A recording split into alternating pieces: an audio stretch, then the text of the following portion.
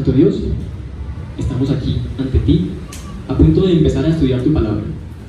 Sé tú quien nos diriges, que tu Santo Espíritu hable a través de mí, para que podamos entender esta mañana lo que tú quieres que entendamos, y lo que sea relevante para nuestra salvación, y para que eventualmente algún día no muy lejano podamos vivir continuamente y para siempre contigo. Lo pedimos en tu nombre. Amén. Vamos a arrancar primero por la lectura bíblica. En la lectura bíblica hablábamos en Apocalipsis 14, versículos 6 y 7. Y este texto nos hace una advertencia. Se conoce el contexto de este texto como el mensaje de los tres ángeles.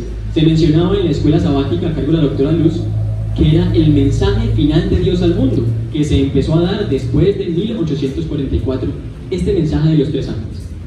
¿Y qué dice este mensaje? ¿Qué quiere decir? Dice que vi volar por el medio del cielo a otro ángel que tenía el Evangelio eterno. ¿Qué es el Evangelio eterno? El Evangelio eterno es la buena nueva de salvación en Cristo Jesús. Y ese Evangelio se dio desde el momento en que el hombre pecó. Cuando el hombre pecó, necesitó un Salvador. Y se le prometió que iba a venir un Salvador a rescatarlo, a rescatar lo que se había perdido. Y esta fue la buena nueva de salvación. Esto fue lo que se conoció como el Evangelio eterno. Pero más aún, el texto continúa. Y en el siguiente versículo dice: temed a Dios y dadle gloria, porque la hora de su juicio ha llegado. Nos advierte que va a haber un juicio. Pero lo más interesante es que no es el único lugar en la Biblia donde nos habla sobre la certeza de un juicio venidero, de un juicio final, de un juicio para todos. Vamos a ver algunos textos en la Biblia donde nos hace referencia a la importancia y a la existencia, a la realidad de este juicio que vamos a enfrentar. El primer texto se encuentra en Salmos capítulo 9 y el versículo 8. Vamos buscando Salmos capítulo 9 versículo 8, y aquí en este capítulo, a través del salmista se nos refiere a lo siguiente. Dice: con justicia juzgarás al mundo y con rectitud juzgarás a las naciones. Se empiezan a dar esbozos o principios de un juicio que va a darse, y nos da una pista adicional, y es quién nos va a juzgar. Dice que ahí, refiriéndose hacia Dios, dice: con justicia vas a juzgar a las naciones. Entonces sabemos que va a haber un juicio y que va a ser justo y que Dios va a ser el que nos va a juzgar. Vamos a Eclesiastés 12, 13 y 14. Eclesiastés capítulo 12, versículos 13 y 14. En este texto nuevamente nos recuerdan la importancia y la realidad del juicio venidero de Dios, de que va a haber un juicio para todos los moradores de la tierra. Y el texto dice: todo este discurso termina en lo siguiente: teme a Dios y cumple sus mandamientos. Eso es el todo del hombre. Por lo demás, Dios habrá de juzgar toda obra, buena o mala, junto con toda acción encubierta. Nos da un poco más de información. Nos dice que va a haber un juicio, pero que Dios va a juzgar todas las obras y también las cosas que de pronto no hicimos. Nuestros pensamientos, nuestros sentimientos, nuestros deseos más profundos. Dios también los evalúa y los analiza. Y a través de esto Él va a evaluar nuestro carácter y nuestra conducta. Lo mismo nos dice Romanos 14. En Romanos 14, 10 al 12, nos dice: así que tú, ¿por qué juzgas a tu hermano? ¿O por qué menosprecias a tu hermano? Si todos tendremos que comparecer ante el tribunal de Cristo. La Biblia es clara y es insistente una y otra vez en que vamos a comparecer ante un tribunal. Lo cantábamos en el himno que teníamos al inicio del programa: día grande viene, un día del juicio. La segunda estrofa: día triste viene también. Aquí de pronto, ¿cuántas personas han estado en un juicio? ¿Han sido llevadas a juicio? ¿Alguna persona ha estado o ha sido recibida o ha tenido que comparecer ante un juicio aquí en la tierra? Esperemos que sigamos así, que ninguno sea llamado a testificar, porque los juicios de aquí de la tierra no son una experiencia placentera. ¿O quién de aquí dice: a mí me gustaría que me llevaran a un juicio? Nadie, ¿cierto? ¿Por qué? Porque en un juicio se examina mi vida, se examinan mis acciones. ¿Qué hace un juicio? Un juicio lo que hace es que evalúa un parámetro o una ley o algo establecido y mira las acciones de una persona que está en juicio respecto a esa ley y toma una determinación. Si la persona actuó conforme a la ley o si no actuó conforme a la ley, eso es un juicio. Pero ya el hecho de estar en un juicio es un procedimiento que nosotros asociamos con dolor. que asociamos con algo negativo. Pues vamos a ver si en el transcurso del día de hoy seguimos con esa concepción respecto al juicio de Dios. Porque vamos a comparecer todos en un juicio, eventualmente. De pronto más temprano o más tarde algunos, pero todos seremos llevados. Y la idea del día de hoy es que entendamos que ese juicio es algo importante en nuestra vida y que lo reconozcamos como una fuente de inspiración, una motivación y un regalo de Dios. Vamos a ver por qué. Lo primero que tenemos que ver son las descripciones que hace la Biblia sobre este juicio. Entonces ya en Apocalipsis 14:6, en la lectura bíblica, veíamos que estaban proclamándose el Evangelio eterno y el ángel decía, mientras está proclamando el Evangelio eterno, la hora de su juicio ha llegado. O sea, la hora de su juicio ya llegó. O sea que la hora del juicio vendrá cuando Jesús regrese por segunda vez. En ese momento va a haber predicación, va a haber alguien predicando. ¿Para qué? Si ya Dios dice en Mateo que viene a dar la recompensa, en Mateo 16:27. Dice, porque el Hijo del Hombre vendrá en la gloria del Padre de sus ángeles y entonces pagará conforme a las obras de cada uno, sean buenas o sean malas. Entonces, para el momento en el que Jesús viene, ya entrega recompensa, ya el juicio se ha realizado. Y esto nos lo refuerza Apocalipsis 14:6, porque nos dice que mientras estamos predicando, la hora de su juicio ya llegó. Y eso es importante porque es parte de lo que debemos advertirle al mundo. Es nuestra misión, como pueblo remanente de Dios, advertirle al mundo que el juicio de Dios ya llegó, para que igual que nosotros nos estamos preparando para encontrarnos con Dios, ellos también lo puedan hacer y también se puedan preparar. Porque entre más personas puedan ser salvas a través de la sangre de Cristo, pues más hermoso es el sacrificio de Jesús. Entonces vemos que el juicio se lleva a cabo antes de la segunda venida de Cristo. Pero la Biblia va más allá y nos dice también dónde sucede el juicio. Y esto nos lo dice en el libro de Daniel. En Daniel 7, versículos 9 al 10, vamos a buscarlo. Daniel capítulo 7, versículos 9 y 10.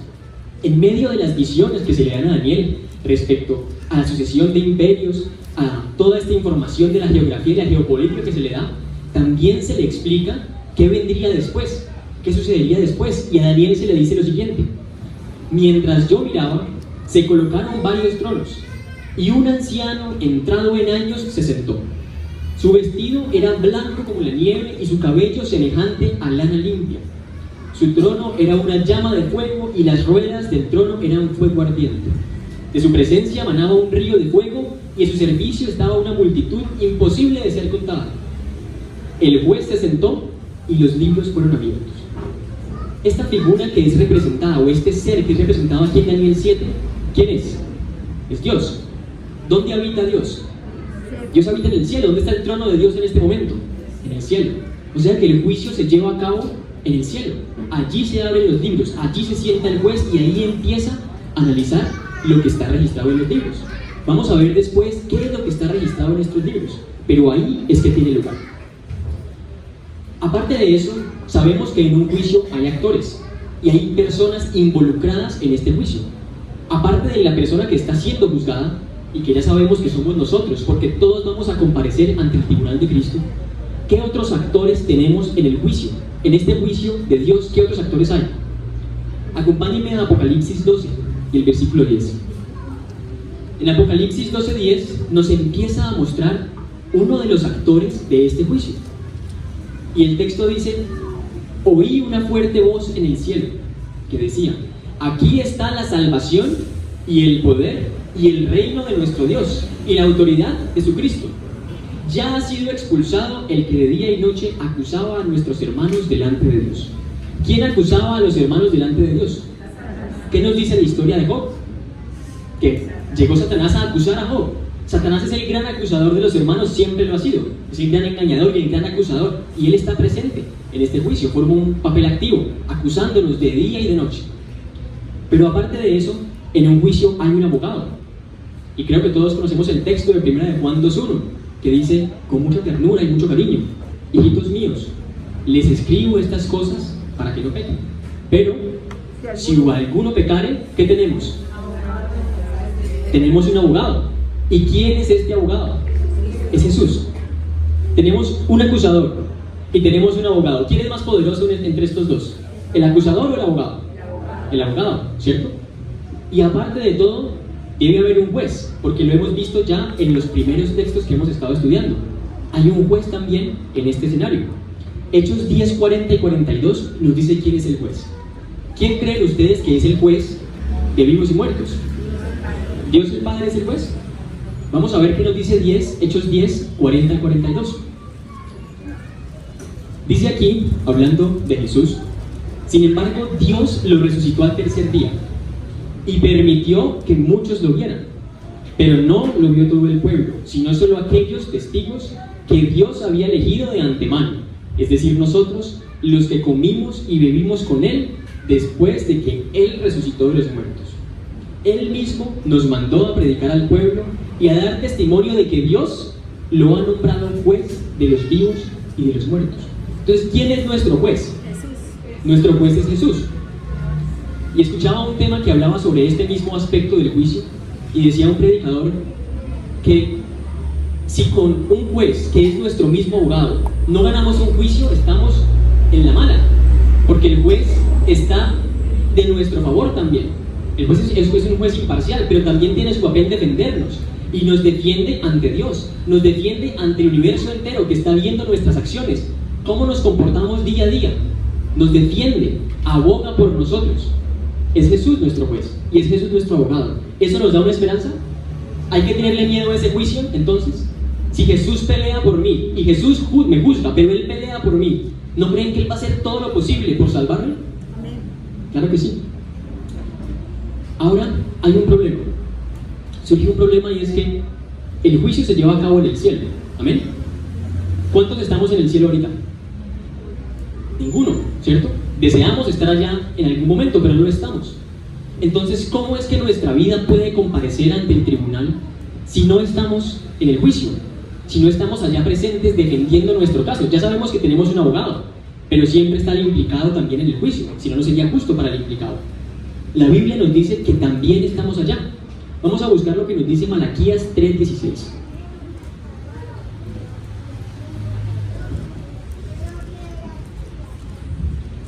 Vamos a buscar Malaquías capítulo 3 y el versículo 16. En este texto nos dice: entonces los que temen al Señor hablaron el uno con el otro, y el Señor los escuchó atentamente. Luego en su presencia se escribió un libro de actas para los que le temen y piensan en su nombre. Entonces vemos que se escribió un libro, y ya habíamos visto en algunos textos anteriores que decía que el juez se sentó y los libros fueron abiertos, que se juzgaron según lo que estaba escrito en los libros, ¿cierto? Entonces en el cielo hay un registro de nuestras acciones. Lo que hacemos, lo que pensamos, como veíamos en Eclesiastés, está anotado. Nuestras acciones son registradas y así podemos comparecer ante el tribunal de Cristo. De la misma forma que de pronto a un escritor se le da alguna imagen para que plasme en la Biblia un concepto, seguramente los escritores bíblicos les dieron el concepto del libro, de pronto porque alguna otra tecnología no hubieran podido transcribirla. Lo que importa es que hay un método de registro en el cielo que tiene una copia exacta de toda nuestra vida, de lo que hemos hecho, de nuestras acciones, de cómo hemos vivido, de nuestro carácter. Una copia exacta está en los libros del cielo y se va a presentar ante el juez de toda la tierra, y el juez de toda la tierra va a evaluar nuestro comportamiento. Ya vamos a ver por qué, pero más aún, el abogado que vino y murió por nosotros y vivió como vivimos nosotros y triunfó como nosotros triunfaremos en su nombre, nos defendió y nos está defendiendo y nos va a seguir defendiendo.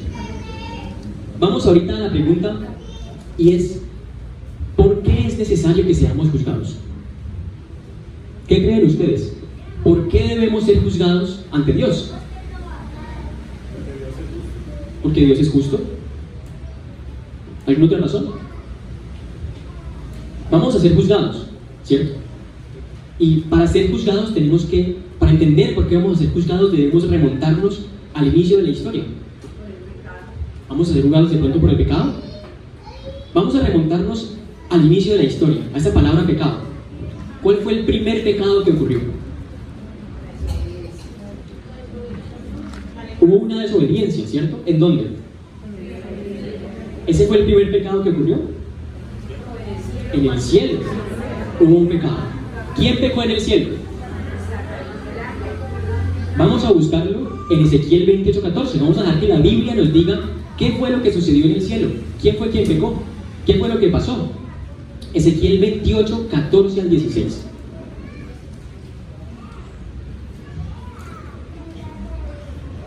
¿Lo tenemos? En este texto la Biblia nos dice: a ti, querubín grande y protector. ¿Quién es este querubín grande y protector? Satanás. Yo te puse en el santo monte de Dios y allí estuviste, y te paseabas en medio de las piedras encendidas desde días que fuiste creado, y hasta el día en que se halló maldad en ti. Entonces, él fue un ser creado, ¿cierto? Porque sabemos que los ángeles son seres creados. Pero él fue creado ¿cómo? Fue creado perfecto por Dios. Él no fue creado con pecado. Pero en él se halló maldad. Y es un gran misterio que la humanidad jamás podrá entender. ¿Cómo en un ser perfecto se halló pecado? No lo sabemos. Pero las consecuencias de ese pecado las estamos viviendo. Porque el pecado de Adán y Eva fue importante para nuestra raza, claro que sí. Pero todo se originó en el cielo, con ese pecado, verdaderamente pecado original, que ha llevado a la consecuencia del mundo en la que estamos. Consecuencia que más adelante el profeta Isaías, en Isaías 14, nos refiere. En Isaías 14, 12, él nos dice, nos habla del lucero de la mañana. Nos habla de que cayó, cómo caíste del cielo, el lucero de la mañana, cómo caíste por tierra. Un lamento que Dios refiere, porque no solamente cayó Satanás, ¿qué nos dice Apocalipsis? Que 1/3 de las estrellas del cielo, de los ángeles de Dios, cayeron con él, fueron arrastradas por su cola. Entonces, ¿fue una pérdida grande para el cielo? Sí. Y más aún, sabemos que esto tuvo más consecuencias, porque Satanás se rebeló, pero para poderse llevar 1/3 de los seres creados por Dios, que vivían en estrecha comunión con Dios, en íntima relación con Él todos los días, tuvo que haber sembrado una duda suficientemente plausible respecto al carácter de Dios. ¿Será que Dios era una persona autoritaria? ¿Era Dios una persona o un ser que no tomaba en cuenta a sus criaturas? ¿Qué creemos de esto? ¿Qué sabemos nosotros ahorita? Que no. ¿Qué hizo Dios por nosotros? Vino a morir. ¿Eso lo hace una persona que es autoritaria? ¿Un Dios autoritario? No. ¿Qué hace un Dios autoritario? Destruye el pecado y que siga como estamos. Pero eso no fue lo que hizo Dios. Dios diseñó una estrategia diferente. Pero en ese momento Satanás cayó y quedó un gran vacío en el cielo, un vacío gigante, un vacío que iba a generar muchos estragos en el cielo y muchas consecuencias. Y Dios, para llenar este vacío, porque Dios es amor, Él se arriesgó y corrió un riesgo por nosotros. ¿Cuál fue el riesgo? Crearnos. Él creó este planeta. Y en la lección que veíamos de escuela sabática, creo que la semana pasada, decía que era amar a Dios. Decía que amamos a Dios porque Él nos amó primero. Dios se hizo vulnerable para amarnos. Él se arriesgó a amarnos, a crear criaturas libres que tenían la opción de no amarlo, de no escogerlo a Él, de causarle más dolor.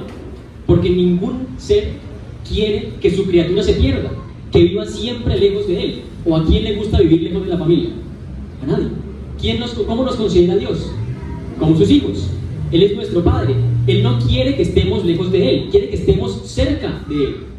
Él se arriesgó, porque para estar cerca de Él debíamos amarlo, debíamos ser fieles.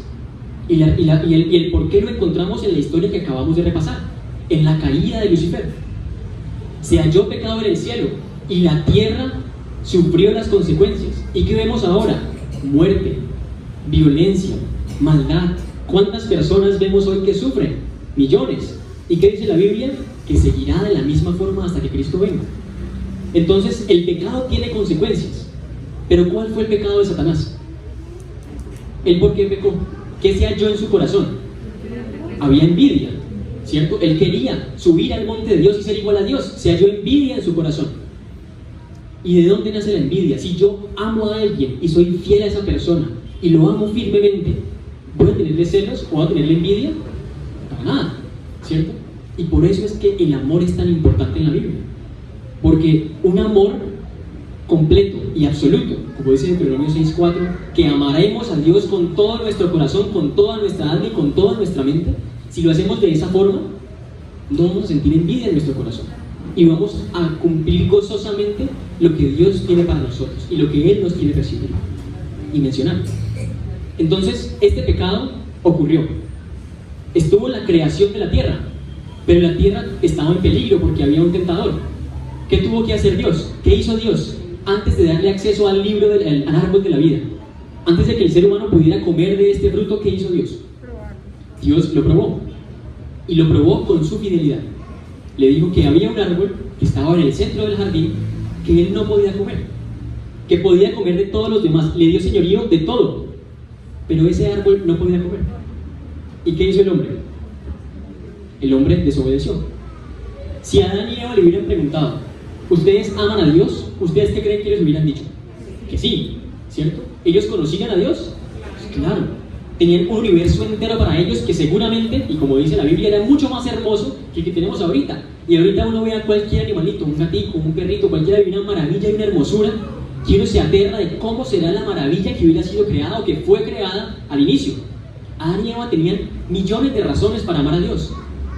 Tenían muchas razones.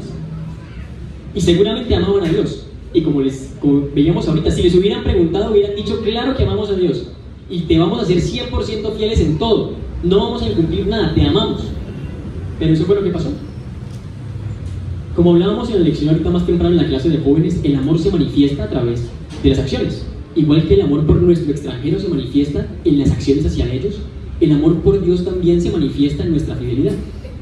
Y Dios llevó a cabo la misión de mostrarle al universo que estas nuevas criaturas que iban a entrar al paraíso de Dios eran criaturas fieles. El tema es que no fue así, y el hombre pecó.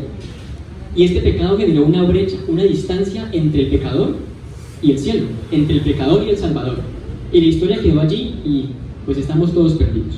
¿Cierto? No. ¿Qué hizo Dios? Nos rescató. Dios se dio a sí mismo por nosotros. Y entonces Él vio la caída y vio el pecado y dijo, listo, entonces yo voy a venir. ¿Así fue? No, fue desde antes de que estuviéramos creados. Él hizo provisión por nosotros desde antes. ¿Qué nos dice en Primera de Pedro? ¿Qué nos dice en Primera de Pedro 1, 19 y 20? Este versículo nos dice, sino con la sangre preciosa de Cristo, sin mancha y sin contaminación, como la de un cordero, que ya había sido destinado desde antes de que Dios creara el mundo, pero que se manifestó en estos últimos tiempos por amor. Entonces Dios ya había establecido el plan de salvación desde antes de crearnos. Cuando el hombre cayó, Dios empezó a ejecutar este gran plan de salvación. El tema es que Dios no vino sino hasta 4000 años después de la caída. Y estas personas que vivieron también necesitaban salvación, necesitaban perdón porque no eran perfectas, cometían errores y necesitaban que alguien los perdonara. Y Dios les ofreció un perdón temporal. ¿Cómo les ofrecía Dios perdón? ¿A través de qué? Él estableció un sistema de sacrificios. Un sistema de sacrificios que nos iba enseñando cómo era el perdón de Dios, que de pronto no lo entendíamos, porque cuando recién se hizo la promesa, Dios no había de pronto explicado a cabalidad cómo era que iba a llevar a cabo su plan de salvación. Pero Él dejó el santuario aquí en la tierra como un recordatorio continuo del plan de salvación. Y le explicó al pueblo de Israel cómo era que iba a ser salvo. ¿Y qué tenía este santuario? Tenía varios compartimentos, ¿cierto? Tenía un campamento que lo rodeaba afuera, donde estaban los pecadores que necesitaban arrepentimiento, necesitaban cercanía de Dios. Después tenía un lavabro donde se lavaban las manos, simbolizando la sangre de Jesús. Después tenía un altar del sacrificio, se ofrecía en sacrificio, un corderito moría, porque la paga del pecado es la muerte. Pero cuando el hombre pecó y Dios no quería perder sus criaturas, en Génesis 3 dice que Él les hizo un manto de pieles, una túnica de pieles. Él realizó un sacrificio por amor, para salvarnos a todos. Y en Israel pasaba igual. El cordero era sacrificado y después la carne de este cordero entraba al santuario y la sangre del animal también entraba al santuario. Y por medio de esta sangre que llevaba nuestros pecados, entrábamos nosotros por fe al santuario. Entraba el pueblo de Israel en aquella época. Y así los pecados quedaban dentro del santuario.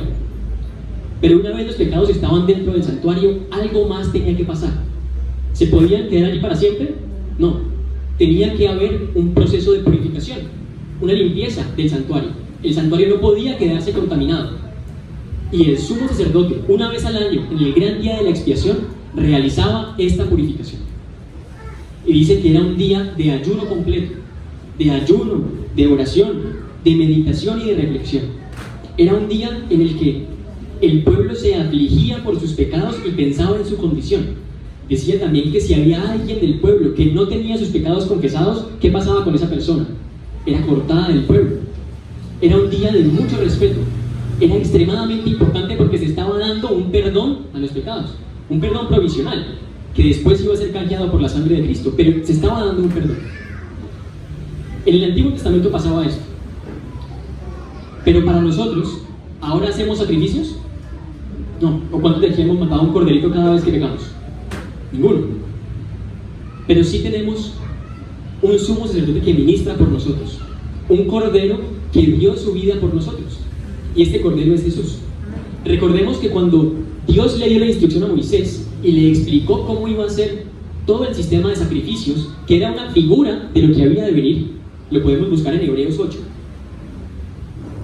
Cuando Dios le dio esta instrucción a Moisés, le explicó lo siguiente, y le dijo que iba a ser un modelo de lo que se le iba a mostrar. Dice que iba a ser un tabernáculo según el modelo que le fue mostrado, y nos dice: estos sacerdotes, hablando de los que ministraban en este santuario, este templo hecho de mano, sirven a lo que no es más que un modelo y sombra de las cosas celestiales, tal y como se le advirtió a Moisés cuando iba a levantar el tabernáculo: ten cuidado de hacer todas las cosas según el modelo que se te ha mostrado en el mundo. Eso quiere decir que hay un santuario en el cielo. Dios es un gran maestro y enseña a través de los ejemplos. Lo hizo cuando estaba viviendo acá. ¿Cómo nos enseñaba él?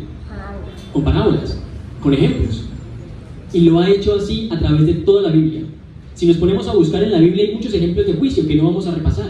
Está la historia de Noé, la historia de Lot, de los 2 espías. Hay muchos juicios que se llevaron a cabo.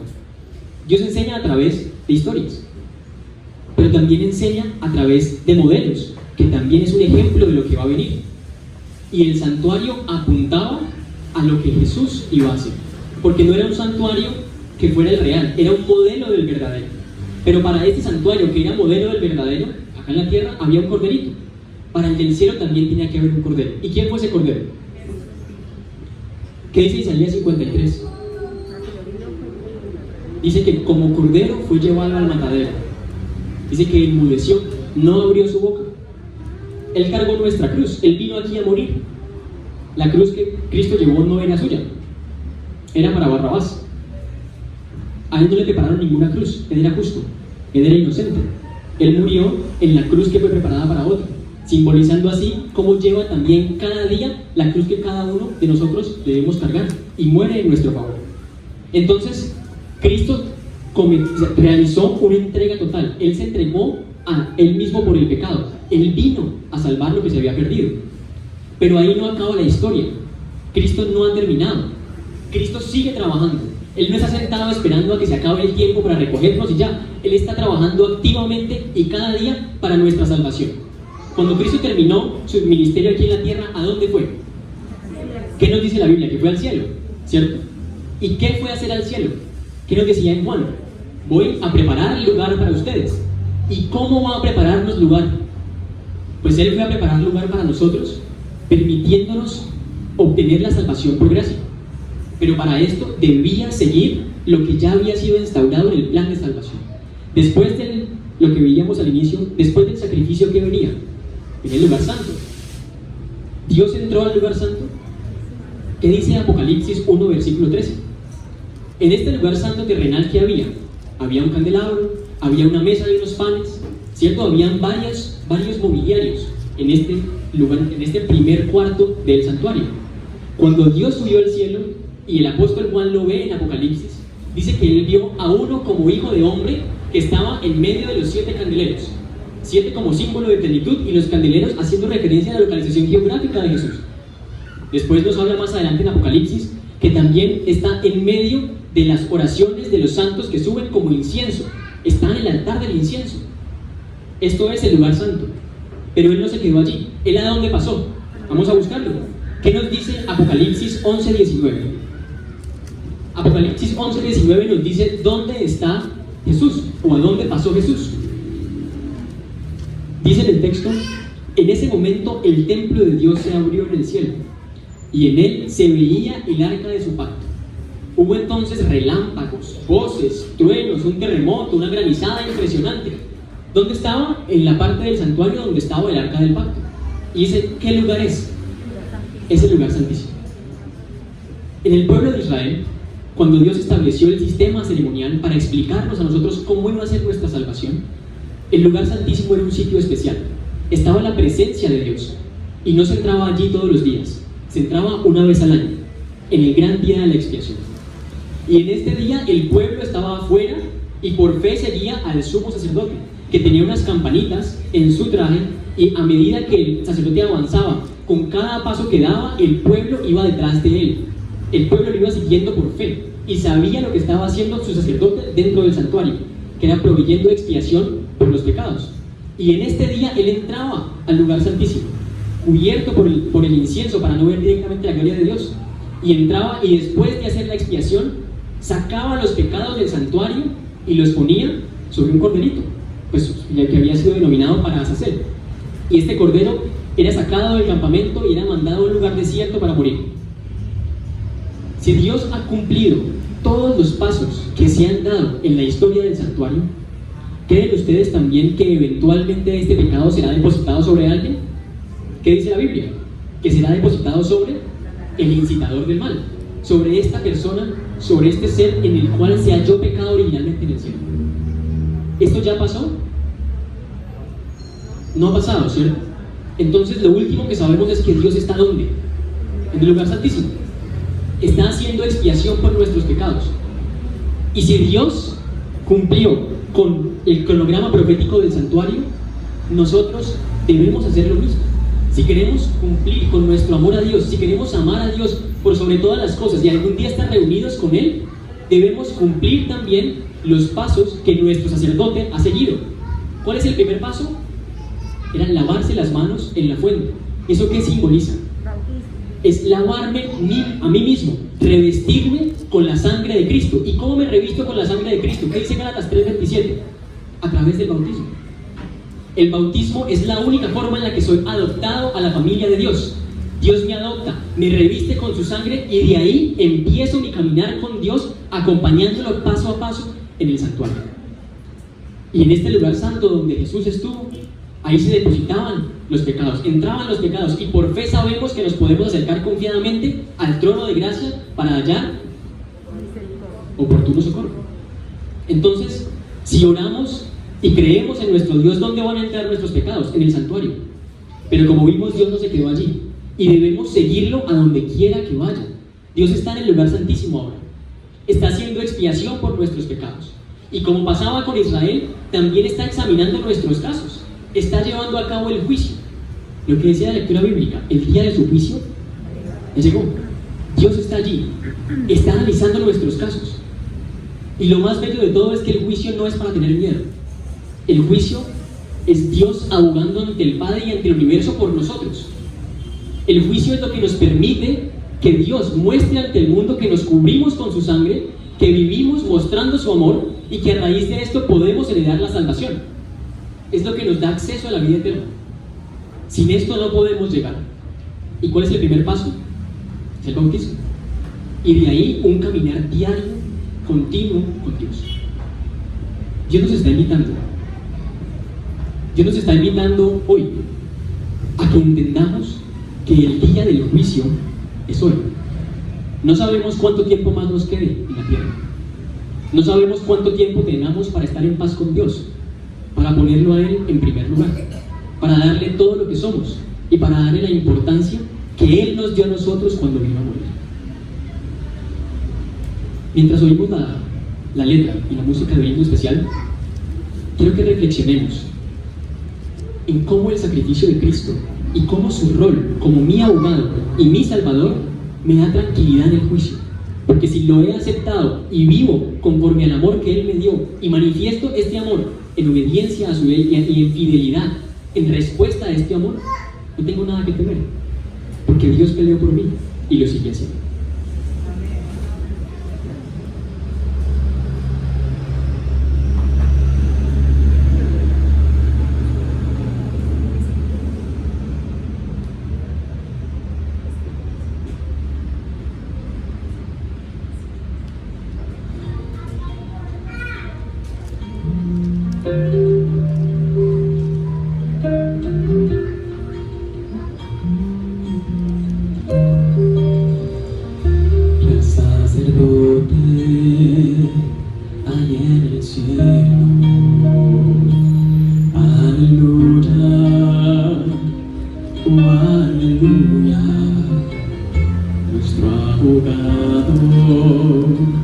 ante el Padre eterno, el templo hecho por Dios, detrás del velo, el lugar más santo. Aleluya, oh aleluya, investigando, quita las faltas de aquellos que redimió. Mis faltas borra en el santuario.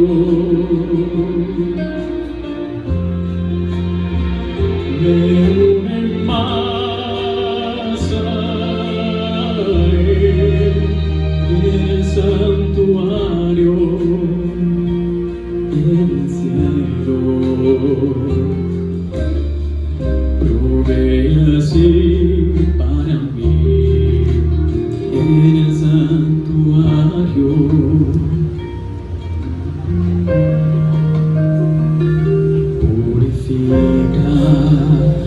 El templo celeste, aleluya, oh aleluya, nuestro abogado ante el Padre eterno,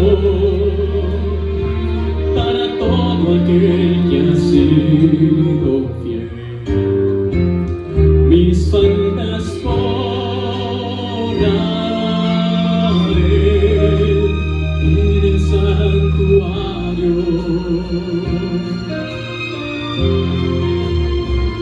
me une más a él, el santuario, en el cielo. Provee así para mí el santuario, el trono aquel de la gracia eterna. Estaremos unidos ahí. Mis faltas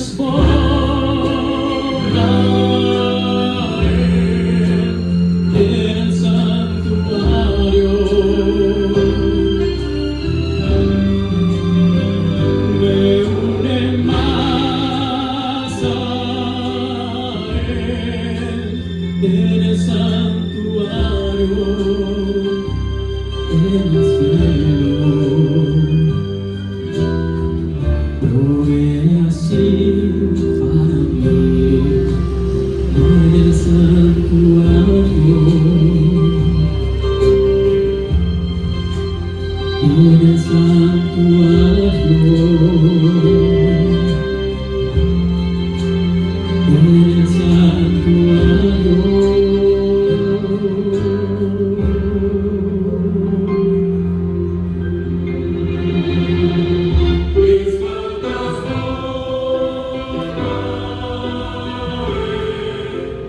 El santuario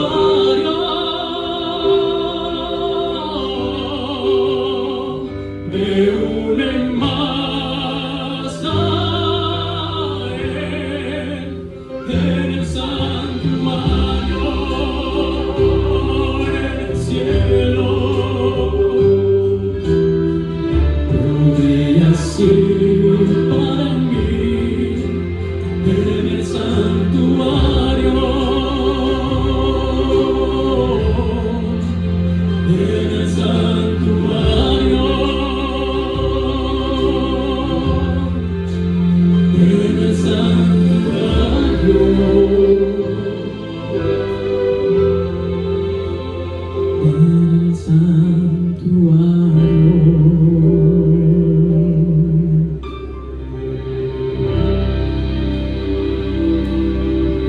Dios hizo provisión.